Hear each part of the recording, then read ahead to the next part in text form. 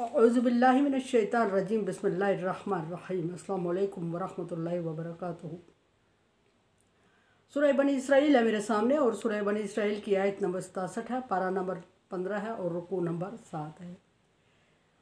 आयत नंबर 66 में अल्लाह तबारक व तआला ने अपना बहुत बड़ा एहसान जिक्र फरमाया इंसानियत पे और फरमाया कि अल्लाह वो ज़ात है जिसने समंदर में तुम्हारी कश्तियों को चलाया और तुम्हारे लिए ज़रिया रोज़गार पैदा किया सब पानी के अंदर। और फिर इसलिए कि अल्लाह तबारक व तआला तुम पर रहम करना चाहता है। अल्लाह तबारक व तआला रहीम है तुम्हारे लिए और यह रहम का तकाजा है कि उसने समंदर के अंदर भी तुम्हारे लिए रोज़गार रखा, ज़मीन के ऊपर तरी में भी, खुश्की में भी, फ़ज़ा में भी, हवा में भी तुम्हारे लिए रोज़गार के ज़राए मैसर किए। और इसके बाद होना ये चाहिए कि तुम्हें उसका शुक्र अदा करना चाहिए और उसके सिवा किसी को शरीक नहीं ठहराना चाहिए। लेकिन ऐसा है नहीं कि इंसान बिल्कुल इसके बरक्स कर रहा है कि अल्लाह तबारक व तआला के साथ शरीक ठहरा देता है, जो अल्लाह तबारक व तआला को सख्त नापसंद है। देखते हैं कि आयत नंबर 67 में अल्लाह तबारक व तआला किस चीज़ को जिक्र फरमा रहे हैं। इसी बात को कंटिन्यू करते हुए अल्लाह तबारक व तआला फरमा रहे हैं कि वइज़ा मस्सकुमुज़्ज़ुर्र फिल बहर, जब समंदर में बहर में तुम तलाश रोज़गार के लिए निकलते हो और तलाश रोज़गार में तुम्हारे लिए अल्लाह तबारक व तआला ने जो ज़राए बनाए रोज़गार के तलाश के लिए, वो कश्ती, शिप, बहरी जहाज़ और ये चीज़ें सामान मैसर किया तुम्हें और उनको तुम्हारे लिए मसख्खर कर दिया। अगर आजमाइश आ जाए ज़ल्ला मन तदऊना इल्ला इय्याहू, अगर तुम्हें समुंदर में जब तुम तलाश रोज़गार में होते हो उस वक्त तुम्हें कोई आजमाइश आ जाए, आजमाइश मीन ये कि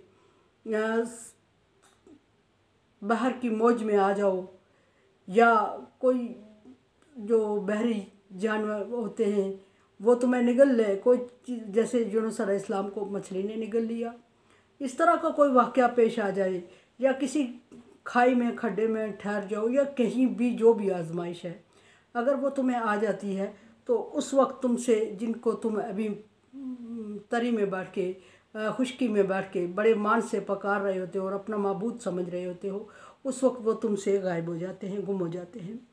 और गुम हो जाते हैं तो फिर तुम्हें दोबारा मिलने के होते भी नहीं हैं और उस वक्त तुम मजबूर हो के ये नहीं कहते कि खामोश हो जाओ और तुम्हारे माबूद तुम्हें धोखा दे चुके हैं, उस वक्त तुम्हें नज़र नहीं आते, तुम्हें उनका ख्याल भी नहीं आता क्योंकि यकीनन तुम जानते हो कि वो तुम्हारी मदद नहीं कर सकते।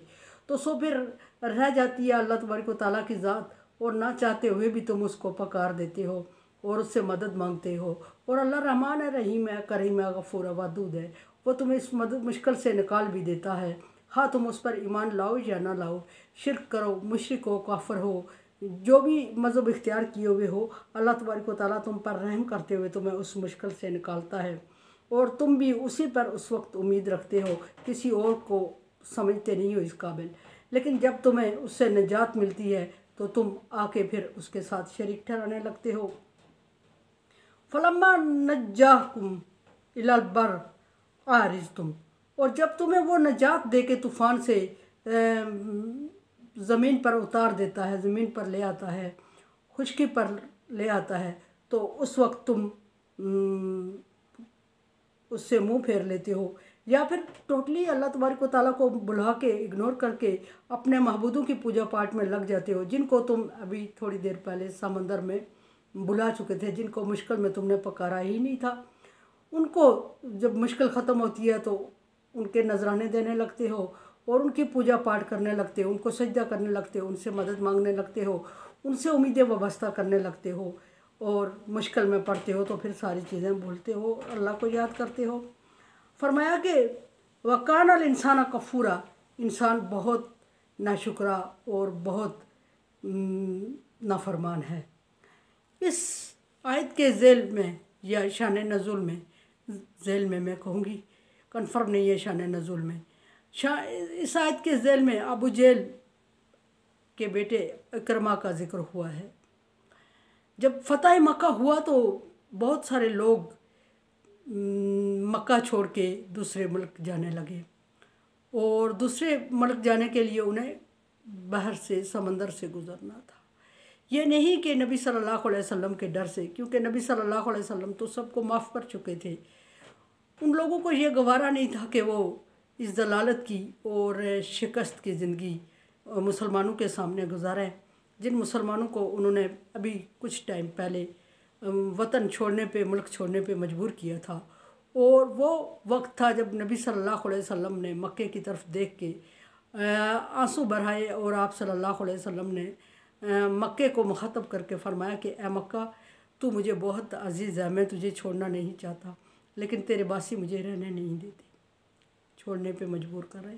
वो मक्का आज मुट्ठी भर मुसलमान जब उसे बेजारो मददगार निकले थे और जिन कुफ़ार का गलबा था और हुक्मरानी थी, वो आज महकूम हो चुके थे, मगलूब हो चुके थे और चंद हज़ार मुसलमानों ने उनको शिकस्त दे दी थी। तो कुछ लोगों ने तो इसको बर्दाश्त कर लिया और नबी सल्लल्लाहु अलैहि वसल्लम से पनाह ले ली, मांग ली, लेकिन कुछ लोग इसको बर्दाश्त ना कर सके, उन्होंने इज़्ज़त का सवाल बना लिया और वो मक्का छोड़ के जाने लग गए। और जब जाने लगी तो समंदर के ज़रिए रास्ता पार करना था और अबू जहल का बेटा इकरमा भी उनके साथ था। और जब कश्ती डगमगाने, कश्ती को दरमियान में जब डगमगाने लग गई, कश्ती को लहर ने आ लिया, पानी की लहर कश्ती को डुबोने लगी, ऊपर नीचे ऊपर तले। तो सारे लोगों ने ये कहा कि अल्लाह तबारक व तआला से मदद मांगते हैं, इस वक्त कोई और महबूद काम आने वाला नहीं है, इस मुश्किल से अगर हमें निकालेगा तो अल्लाह तबारक व तआला ही निकालेगा। और सारे मुस्लिम, कोई भी उसमें मुस्लिम नहीं था। और जब उन्होंने ये कहा और अल्लाह तबारक व तआला से इज्तिमाई मदद मांगी और दुआ मांगी, तो इकरमा के दिल में अल्लाह तबारक व तआला ने फ़ौरन ये बात डाल दी और उसने कहा कि अगर तरी में, अगर पानी में, अगर बहर में, अगर समंदर में अल्लाह तबारक व तआला बचाने वाला है, उसके अलावा और कोई महबूद बचाने वाला नहीं है, तो क्या खुश्की में कोई और उसके अलावा है जो बचा सके, या कोई है जो मुश्किल टाल सके, या कोई है जो मुश्किल कशाई करे। तो उसने दुआ के साथ साथ नज़र मान ली, मन्नत मान ली कि अगर अल्लाह तबारक व तआला ने मुझे इस तूफ़ान से निजात दे दी तो मैं सीधा मोहम्मद सल्लल्लाहु अलैहि वसल्लम के पास जाऊंगा और इस्लाम कबूल करूंगा। उसकी मन्नत पूरी हुई। अल्लाह तबारक व तआला ने कश्ती को किनारे लगा दिया और लहर को दूसरी समत पे डाल दिया। और जब उसकी दुआ कबूल हुई और वो खुश्की में आया, ज़मीन अरब पे उसने कदम रखा, तो वो सीधा नबी सल्लल्लाहु अलैहि वसल्लम के पास आया और उसने नबी सल्लल्लाहु अलैहि वसल्लम से एतराफ़ किया और फिर सारा वाक़या बयान करते हुए आप सल्लल्लाहु अलैहि वसल्लम पर के हाथ पे ईमान ले आया। और ईमान ले आया तो इससे इस्लाम को बड़ी तक़वियत मिली। अल्लाह तबारक व तआला ने इस्लाम को तक़वियत देनी थी। ये अबू जहल के बेटे इकरमा का मोहताज नहीं है, लेकिन एक अलामती ये जो था, इसमें अबू जहल के बेटे के इस्लाम लाने से इस्लाम में मजबूती अल्लाह तबारक व तआला ने दिखाई कि मजबूत हुआ इस्लाम। अल्लाह तबारक व तआला ने इंसान को फरमाया कि इंसान कफूरा, इंसान नाशुक्रा है, नाकदरा है। अल्लाह तबारक व तआला ने तरह तरह की नेमतें इसको अता की और इसने नेमतों की कदर नहीं की। अल्लाह तबारक व तआला ने इसको मट्टी के ज़र्रे से उठा के अपना खलीफा बना लिया। अल्लाह तबारक व तआला का खलीफा कहलाया, अशरफुल मखलूक़ात बनाया और फिर अपना खलीफा बनाया और फिर फरिश्तों पर फ़ौक़ियत और फजीलत दी। लेकिन इस एक नेमत की भी इंसान ने कदर नहीं की और इंसान इतना नाकाम, अल्लाह तबारक व तआला ने इंसान को अशरफुल मखलूक बनाया और इंसान इतना गिर गया कि अशरफुल मखलूक अपने क्रेडिट को, स्टेटस को भूल के जो चीज़ उसको दुनिया में लगी मुतासर कर, उसी के सामने सजदा रेज़ हो गया। और उसके सामने सजदा रेज़ हो के इंसान ने सिर्फ अपनी हक तलफ़ी नहीं की, बल्कि अल्लाह तबारक व तआला की भी की और अल्लाह तबारक व तआला के साथ शरीक ठहराया और अल्लाह तबारक व तआला को नागवार गुजरा। और अल्लाह तबारक व तआला ने फरमाया कि बनी आदम मुझे गालियाँ देता है। और इंसान ने अपनी भी तौहीन की, अपनी भी बेइज्जती की और इन चीज़ों के सामने झुक गया। अब अल्लाह तबारक व तआला आगे फरमाता कि अफ़ा अमिनतुम अन यख़सिफ़ा बिकुम जानिब बहर, क्या तुम निडर हो गए हो, बेखौफ हो गए हो कि अल्लाह तबारक व तआला तुम्हें खुश्की में धंसा दे। खुश्की में धंसा देने का मतलब ये है कि वो जो कश्ती पानी में डगमगा रही थी और पानी में डूबने के डर से वो लोग अल्लाह को पुकार उठे और अब अबू जहल का बेटा ईमान लाने के का फ़ैसला कर चुका। तो अल्लाह तबारक व तआला उनको ये एहसास दिला रहे हैं कि अल्लाह तबारक व तआला की इस चीज़ पर कादर है कि वो खुश्की में भी आप लोगों को धंसा सकता है, कश्ती को, गाड़ी को धंसा सकता है। एक झटका ज़मीन पे आए और ज़मीन ऊपर तले हो जाए और आसमान पे जा मारे तुम्हें, या ज़मीन फट पड़े और तुम्हें धंसा दे, अपने अंदर निगल दे, तो क्या अल्लाह तबारक व तआला इस चीज़ पर कादर नहीं है? क्या उस वक्त तुम किसी और को पुकारोगे, महबूद को? क्या इस खुश्की जो ज़मीन है इसके अज़ाब से तुम्हें कोई और निजात दिला सकता है? अगर समंदर के अज़ाब से कोई नहीं दे सका और तुमने अल्लाह को पुकारा, अल्लाह ने तुम्हें निजात दी, तो ज़मीन के अज़ाब से भी तुम्हें कोई नहीं बचा सकता। अगर कोई है तो फिर उसको ले आओ। ये तो गलत बात है कि एक चीज़ पर ईमान लाते हो और दूसरे को छोड़ देते हो। फरमाया कि यकसिफ़ा बिजानिब बर्र व युरसिल अलैकुम हासिबा, और या फिर वो ऐसा हो कि तुम ज़मीन पर आसूदा और खुशहाल चल फिर रहे हो और खुश गप्पियों में हो और खुश हो, तो कौम लौत की तरह या लोतियों की तरह अल्लाह तबारक व तआला आसमान से तुम पर पत्थरों का बरसाव कर दे, तो फिर तुम क्या करोगे?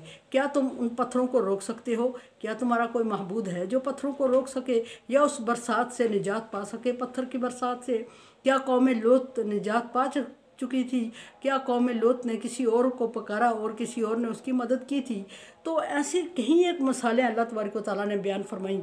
कौम लूत की मिसाल बार बार अल्लाह तबारक व तआला ने कुरान पाक में जिक्र फरमाई, और अल्लाह तबारक व तआला इंसानों से मुखातब होकर कह रहा है कि जो अल्लाह तबारक व तआला तुम्हें पानी के अज़ाब से बचाएगा वही खुश्की के अज़ाब से बचाएगा।